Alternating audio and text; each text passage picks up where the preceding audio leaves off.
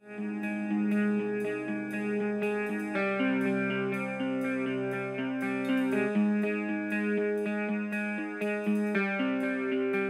que j'aimerais vous présenter maintenant, c'est les arguments sanitaires qu'on utilise pour tuer des renards et vous donner des éléments qui permettent d'apprécier la pertinence ou non de ces arguments. Alors, j'imagine que c'est ça pour tourner, voilà.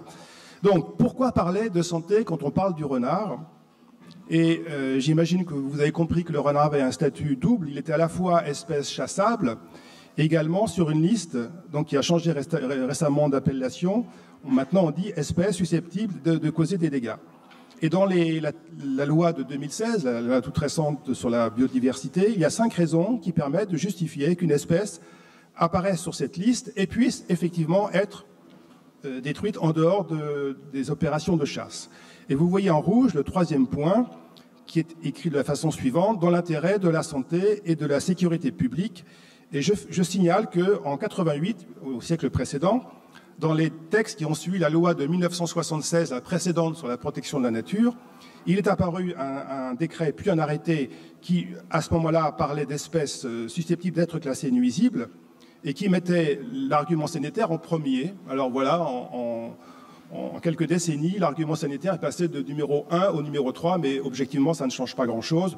Si vous lisez les 4 autres arguments, vous pouvez discuter sur leur compréhension. Ce n'est pas toujours évident de savoir ce que ça veut dire.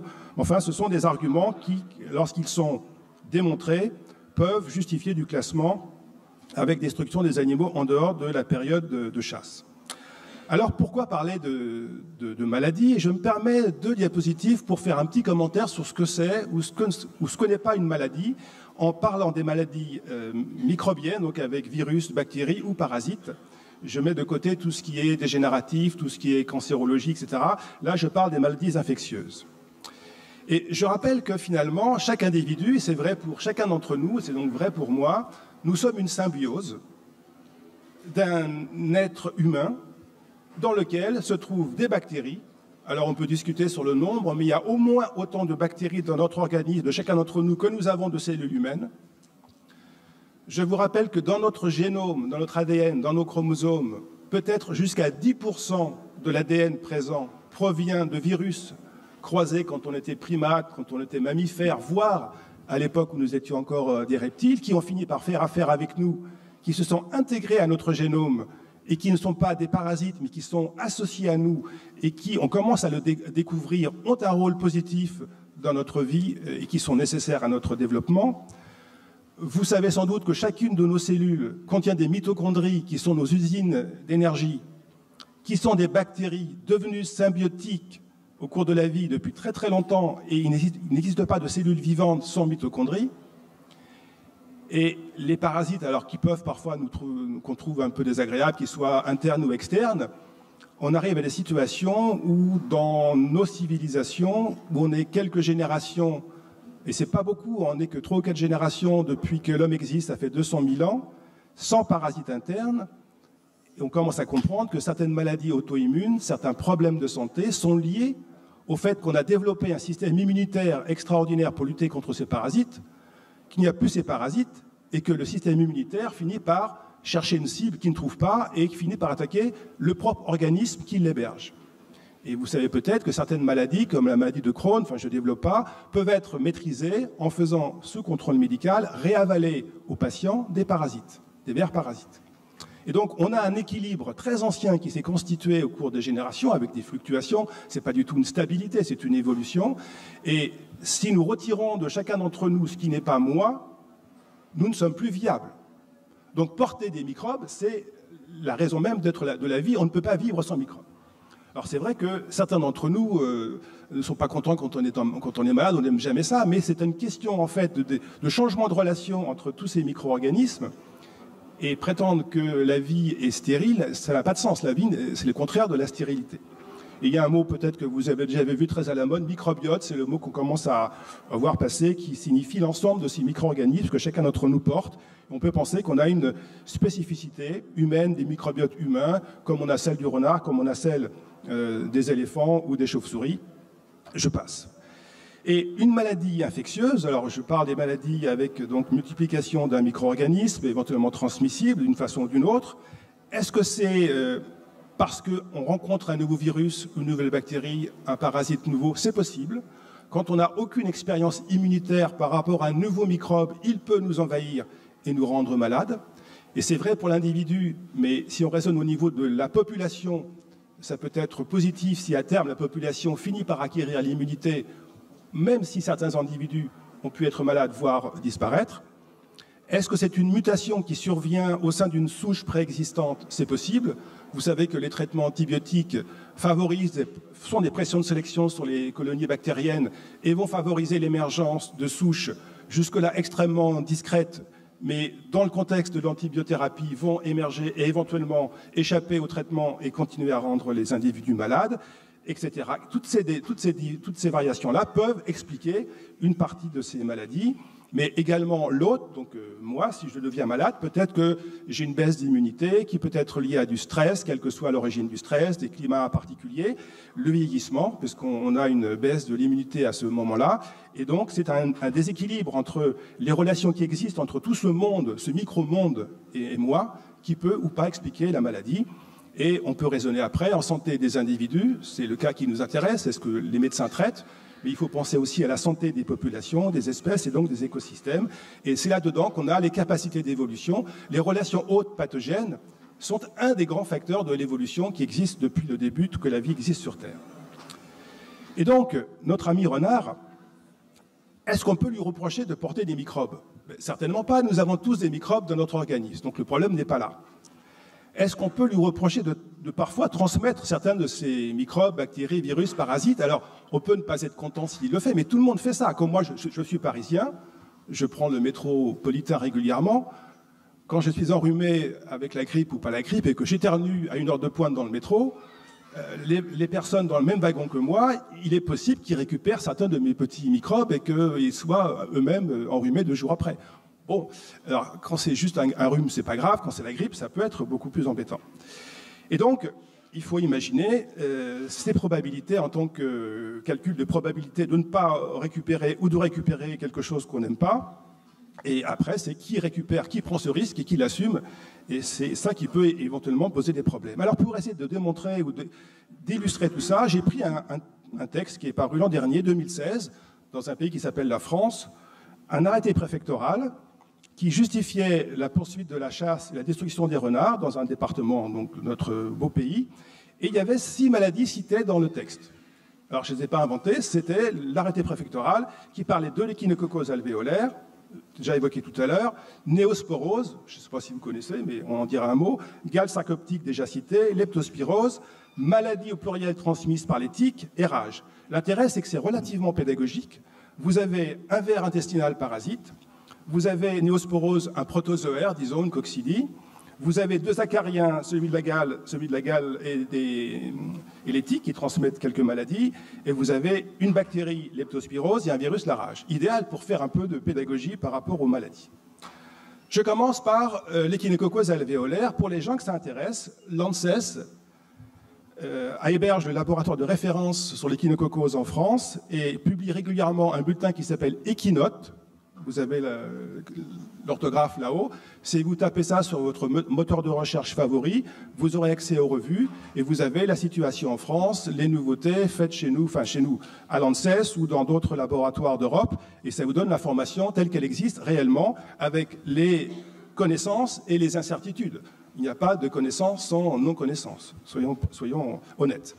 Le cycle à droite, le cycle simple, le renard mange un campagnol. Et le renard héberge un ver adulte dans son intestin, donc c'est uniquement l'intestin.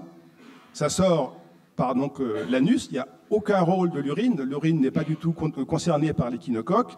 Si le campagnol, et certains campagnols, les genres Microtus et Arvicola, et pas les campagnols roussâtres, pas les mulots, mais des Microtus et des Arvicola, consomment de l'herbe souillée avec les larves, les œufs de ce parasite, il peut y avoir contamination du campagnol par l'œuf qui se développe, qui se met dans une forme de résistance d'attente au niveau du foie le plus souvent.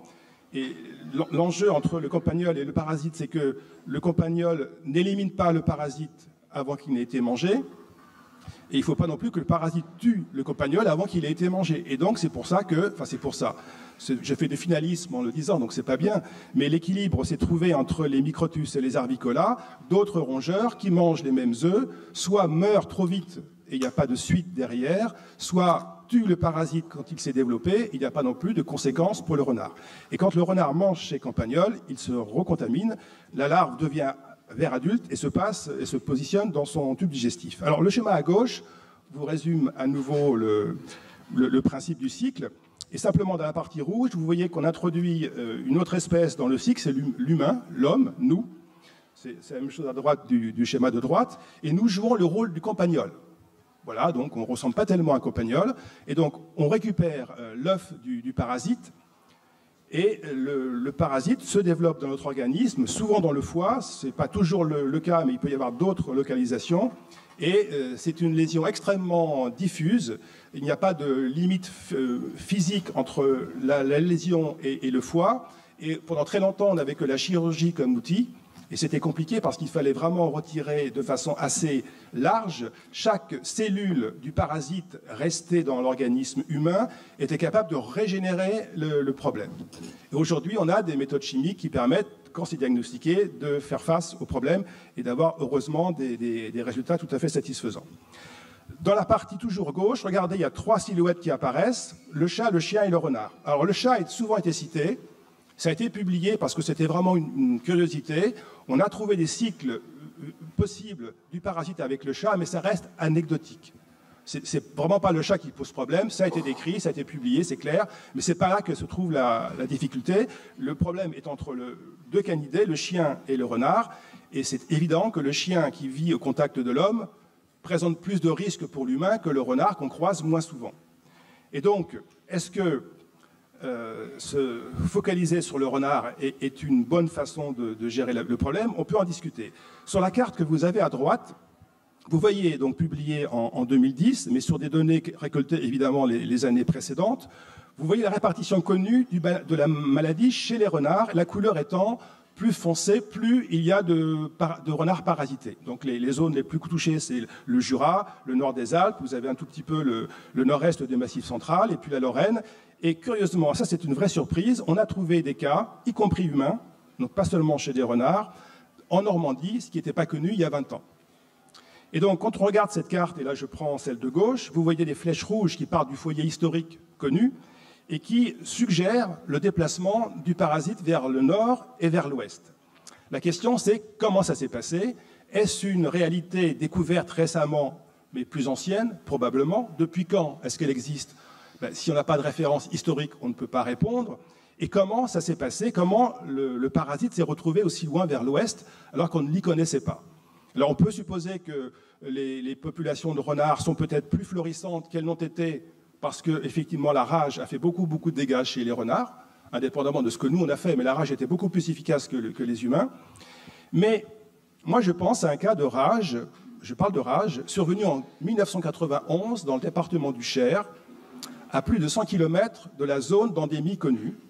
Et c'était publié dans le bulletin d'épidémiologie hebdomadaire par des collègues de l'Institut Pasteur qui ont cherché à interpréter pourquoi on a trouvé un renard aussi loin de la zone connue d'endémie. Et une des hypothèses, ce sont des hypothèses, elles sont restées hypothèses, c'est que peut-être on a déplacé des renards. Et peut-être que vous savez, en France, il y a une activité citée ce matin, ou tout à l'heure dans l'après-midi, qui est la vénerie sous terre. Et parfois, on entraîne les chiens avec des gens qui ont des renards qui servent à ça, qui sont traités comme des animaux de captivité, et qui sont déplacés, qu'on capture forcément au départ et qu'on déplace. Et voilà, donc dans le cas de la rage en 91, ça fait partie des hypothèses qui ont été suggérées pour expliquer ce foyer, qui n'a pas eu de suite d'ailleurs, aussi loin de la zone connue d'endémie. Alors je ne dis pas que c'est ce qui s'est passé là, bien sûr, mais on ne sait pas tout ce que nos compatriotes sont capables de faire, et parfois il y a des conséquences sanitaires assez intéressantes. Et du coup, est-ce que l'échinococose doit ou peut se résoudre, puisqu'un risque réel existe avec des destructions des renards? Il serait quand même intéressant de pouvoir comparer le rôle respectif du chien et du renard. Une enquête allemande d'il y a quelques années montrait que le meilleur indicateur de l'explication des cas humains, c'était habiter à la campagne avec un chien non déparasité qui pouvait chasser les campagnols. C'était plus important que tout ce qui était connu comme lien avec la faune sauvage directe. J'ai vu, et peut-être que vous avez tous vu, des chasses de renards à la fin desquelles les gens vont couper la queue des renards parce qu'il y a quelquefois des primes symboliques données à droite et à gauche, à main nue. Alors si vous dites que, si vous savez que les œufs sont émis par l'anus et que vous prenez la queue à la base, les poils qui touchent l'anus, évidemment, vous mettez les mains dedans. Donc ça, c'est un risque possible. Et pensez également que tant que les campagnols seront présents, et à mon avis, il y en a encore pour un certain temps, vous aurez de toute façon la larve qui est présente et un retour possible. Et donc, une maladie à cycle doit se concevoir avec une capacité réelle de couper le cycle ou bien agir au niveau des deux compartiments, ce qui n'est pas aussi évident que ça. Est-ce que les renards urbains dont on parle sont un problème par rapport à cette maladie ? Alors, sur une enquête qui a été publiée, on trouve seulement 4 à 5% des renards urbains porteurs du parasite contre à peu près la moitié des renards ruraux. Il n'y a pas de campagnol en ville ou dans les zones périphériques. En tout cas, ça a été bien discuté sur la ville de Nancy même, où se trouve le laboratoire de l'ANSES qui fait ses travaux. Et la question est, qu'est-ce qu'on fait de ces renards? Est-ce qu'on doit les éliminer à cause de ce risque-là? Mais est-ce que si on les élimine, on ne va pas laisser un espace vide dans lequel des renards ruraux vont s'engouffrer avec leurs parasites, ou est-ce que dans ces cas-là, sur une petite population comme par exemple dans n'importe quelle région périurbaine, si les renards sont connus ou on a un certain contact avec eux, est-ce que les déparasiter comme pour un chien ne serait pas une façon de conserver les renards sur place, d'éviter des mouvements de population et de diminuer au maximum le risque de transmission de maladies? C'est une question qu'on peut poser. Et il y a un règlement européen qui parle de cette échinococose, je passe, mais ça existe. Et si on parle d'échinococose, je vous rappelle qu'il y a une deuxième maladie avec un parasite qui ressemble, Echinococcus granulosus, c'est le kyste hydatique, mais qui lui est lié aux chiens uniquement, aux moutons, et qui est présent au niveau méditerranéen, sud de la France compris, mais c'est vraiment une autre histoire. Néosporose, alors c'est une maladie dont maintenant on commence à parler et qui devient un argument pour justifier la destruction de certains renards. Voilà un schéma qui existe, que vous pouvez trouver sur Internet, vous avez l'adresse. Et j'ai mis en rouge les deux endroits où, d'ailleurs, renard ne figure pas. Vous voyez à gauche écrit sous le chien « carnivore sauvage », point d'interrogation. Et complètement à droite, il y a écrit « faune sauvage ». Donc c'est un parasite qui est chez les bovins, qui peut se transmettre verticalement de la mère au fœtus sans passer par l'extérieur. Et c'est vrai que si un chien mange le placenta d'une vache malade, il peut se contaminer et réexcréter dans l'herbe le parasite que la vache peut manger en broutant. Et une des conséquences, et c'est pour ça qu'on en parle, c'est que les vaches peuvent avorter et on pourrait associer 10% des avortements des bovins à cette maladie. Mais il y a quand même beaucoup d'interrogations sur le rôle réel du renard. Et il y a aussi un deuxième point que j'aimerais signaler, c'est qu'en France, les avortements des bovins sont à déclaration obligatoire. C'est une façon de surveiller des maladies graves comme la brucellose, que peut-être vous avez déjà entendu citer. Le problème, c'est qu'aujourd'hui, on sait que la déclaration est sans doute inférieure à la moitié de ce qui se passe vraiment. Donc, avant de justifier la destruction des renards pour la néosporose en disant « ça fait avorter les vaches », si on ne sait même pas combien de vaches avortent tous les ans en France, de quoi parle-t-on? Est-ce que vraiment on va agir sur quelque chose qu'on déjà connaît pas bien, alors que la conséquence sur laquelle on s'appuie pour le justifier n'est même pas connue, alors qu'officiellement c'est obligatoire? Voilà pour l'échinococose. Peut-être que je n'ai pas été complet, mais en tout cas, voilà ce que je voulais vous dire cet après-midi. Deuxième maladie, évoquée tout à l'heure, la gale sarcoptique. Alors, ce n'est pas un renard. On est tous d'accord, ce n'est pas un renard, mais il est galeux. Et c'est une gale sarcoptique dans un territoire qui est très joli. Si vous passez par là, allez-y, c'est magnifique. Heureusement, j'en ai vu qui n'était pas galeux. C'est la Tasmanie, au sud de l'Australie, où il n'y a pas de renard. Donc déjà, on peut avoir la gale sans qu'il y ait un renard quelque part qui passe par là. Deuxième remarque, un peu anecdotique, quand on a vu les premiers arrêtés préfectoraux passer et qui justifiaient l'abattage des renards avec des raisons sanitaires, gale était écrit avec 2 ailes. Et donc, on a dit aux gens qui écrivaient ces textes que gale à 2 ailes, c'était un parasite de plantes avec des insectes, et que si on parlait de gale sarcoptique, il fallait mettre un seul aile, et depuis, les textes ont un seul aile, donc on a fait des progrès. Maintenant, quand les préfets parlent de gale sarcoptique, il n'y a plus qu'un seul aile au mot gale, et donc je pense qu'on a quand même avancé, donc on n'est pas totalement hermétique, et donc on a quand même quelques impacts positifs, au moins sur l'orthographe. Donc cette maladie, elle a été citée tout à l'heure, et vous avez bien compris que quand la gale est présente, les renards en souffrent et les renards disparaissent. Donc si vous tuez des renards galeux, vous aidez la population. Donc forcément l'animal que vous tuez, il est mort, mais puisque c'est une transmission par contact, dans les terriers, il faut quand même un certain contact entre les animaux pour que la transmission se fasse. Tuer les renards galeux, c'est exactement ce qu'on pourrait faire pour éviter que l'épizootie se développe. Et donc, ça n'a sans doute pas beaucoup d'impact sur le risque par rapport à cette maladie. Est-ce que d'autres espèces peuvent être contaminées par la gale du renard? C'est possible, mais les contaminations sont extrêmement peu probables. On a vraiment des méthodes maintenant pour comparer les parasites trouvés sur chaque espèce. Chacune est relativement spécifique de son hôte de mammifère, même si c'est toujours le même parasite Sarcoptes cabeyi. Et les passages interspécifiques sont vraiment peu probables. Le risque est vraiment modeste. Et ça ne peut pas être retenu comme un argument important de risque sanitaire. Oui, leptospirose. Alors c'est une bactérie qui vit bien dans l'eau et qui est portée par les rongeurs aquatiques. Alors ragondin, qui est une espèce exotique, et puis en bas, notre petit campagnol amphibie, qui est une espèce protégée. Enfin, mais les deux peuvent jouer le même rôle. Et c'est une maladie reconnue professionnelle. Vous pouvez trouver le texte de loi sur votre moteur de recherche favori sur Internet. Pour les égoutiers, les gens d'abattoir, les gens qui travaillent au contact, en fait, de rongeurs et d'eau. Le renard là-dedans n'a aucun rôle. Genre, tuer des renards par rapport à ça, ça n'a aucun sens. Ça ne se justifie pas, il n'y a pas de relation connue entre les deux.